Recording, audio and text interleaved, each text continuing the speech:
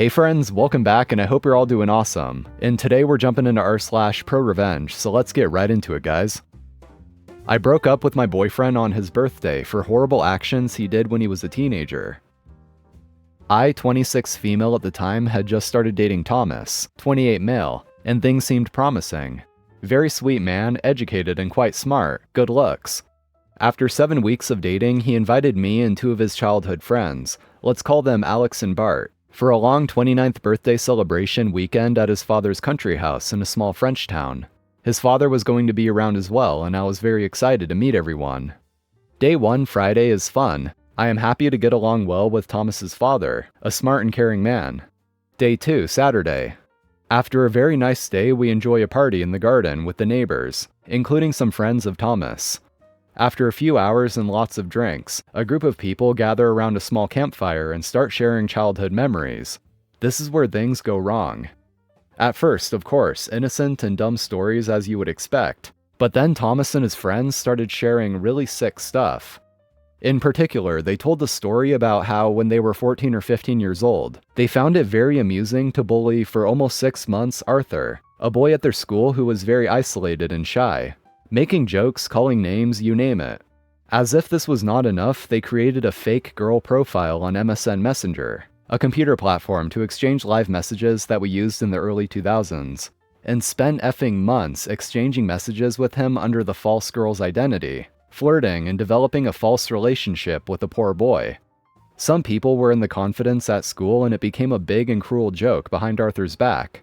They used pictures of Bart's real cousin, and the boy truly thought he had some kind of online girlfriend, to whom he even sent confessions and love messages.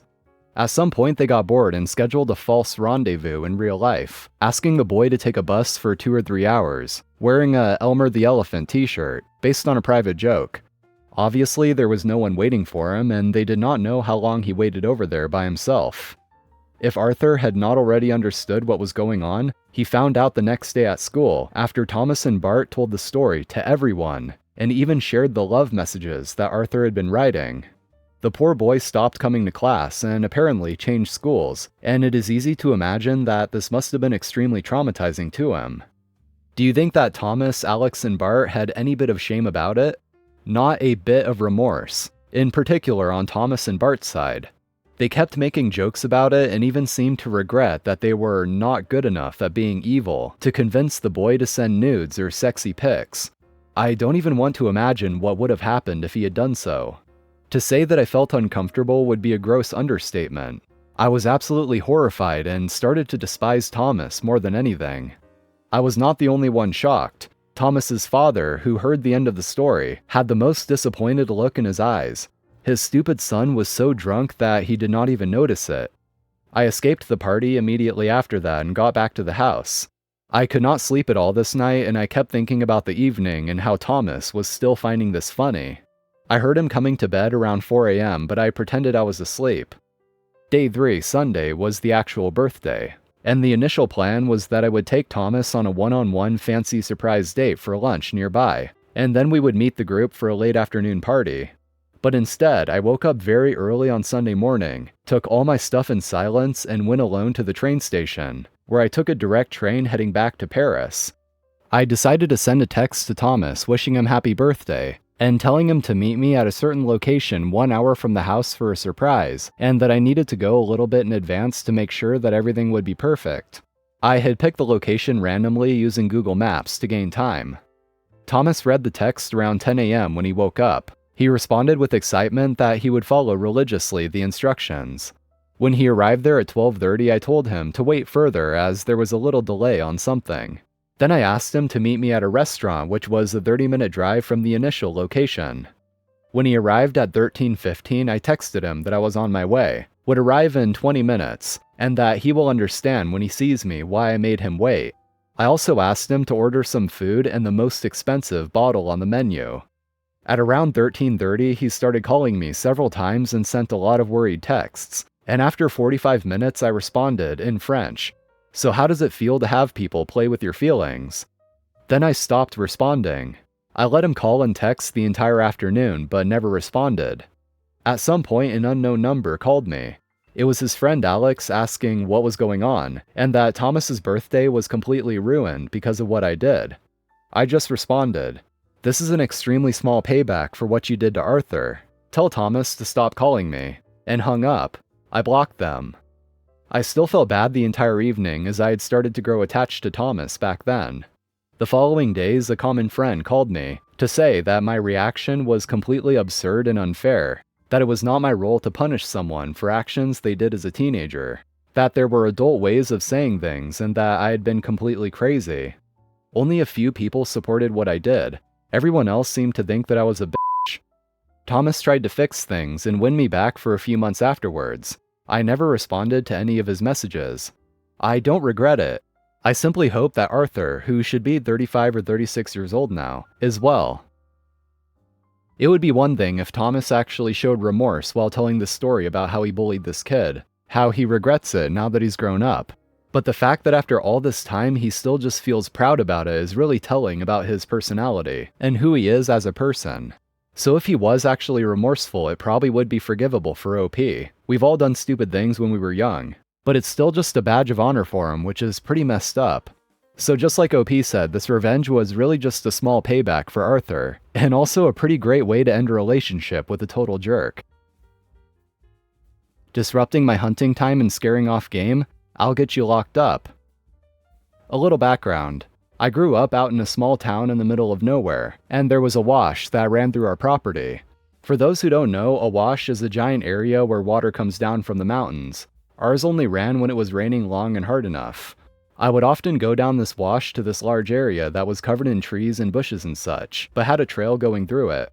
I would go along this trail and hide in the bushes, and would hunt for quail on occasion with my .22. This happened about a year ago. I was by this trail with my eyes going around, waiting for one of the quail flocks to pop up. I only needed about 5, so I figured I wouldn't be out very long. About 20 minutes of sitting out there, some people started riding through the trail on their quads. I stepped out to ask them to stop, and after the initial shock of seeing a 16-year-old kid randomly pop up out of nowhere, they just laughed and said, "Yeah, whatever, man," and left. About 5 minutes later, they were driving through it again, and were making more noise and screaming. I saw one of them spit in the bushes as they drove by, and since that's where I was last at, I figured he thought I was still there. I had changed spots to get a better view on one of the smaller trails that connected to this big one. After that, I knew they were going to continue being obnoxious, so I packed up and left. The next day, I headed back out. I had gotten to the trail again and set up in the bushes. Not even an hour later, these guys were driving around again, making noise, so I came out and told them to leave once again as they were scaring off the game. This time, what appeared to be the ringleader scoffed at me, saying something along the lines of, "You can't kick us off public property, murderer, and why don't you just buy some meat at the store instead of killing these helpless animals?"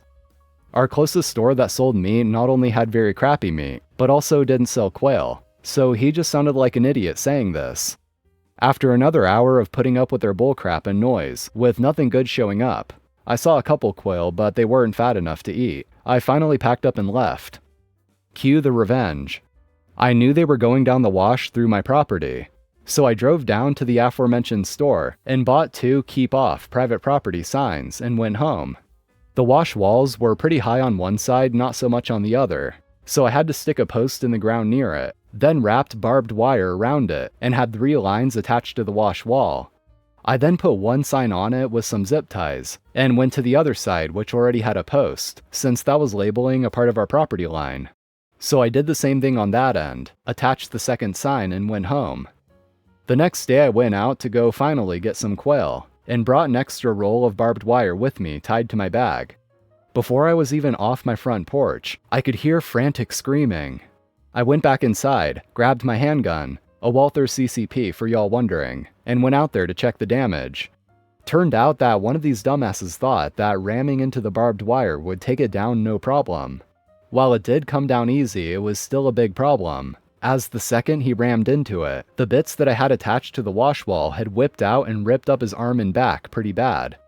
They had called the cops, and the 2 with him were cussing me up and down while I assessed the damage. He was bleeding a lot, so I of course wrapped up his arm with my undershirt and had him lay on his stomach. Yes, I'm keeping him alive, because I didn't feel like being charged with involuntary manslaughter. and used my jacket to put pressure on his back. Eventually, a cop showed up with an ambulance, and they took care of him while the cop took statements. This is what I remember of the conversation ensuing. The cop says, "What happened?" speaking to me. "Well, this son of a bitch put this damn wire here trying to kill us," said one guy. "Excuse me, I was talking to OP. Now shut it." "Now what happened?" said the cop. "Okay, well, I was out hunting the other day." "Yeah, he's killing other things too. Isn't that also illegal?" said the other guy. The cop calls his partner over to take the two dumbasses away so he can talk without them screaming.